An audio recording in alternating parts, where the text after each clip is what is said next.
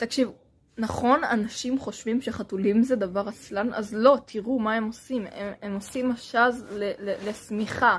זה דבר ש... אוקיי, אני הולכת לשאול את ChatGPT למה הם עושים את זה, אז חכו רגע. אוקיי, הגענו ל-ChatGPT, ועכשיו אנחנו הולכים לדעת למה חתולים עושים משז לשמיכות. זו שאלה שתמיד עניינה אותי. בואו נעשה את זה.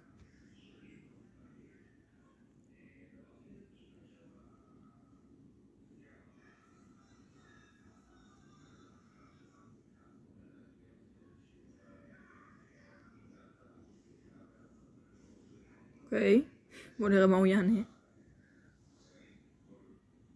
מה? מה? למה אתה לא... מה?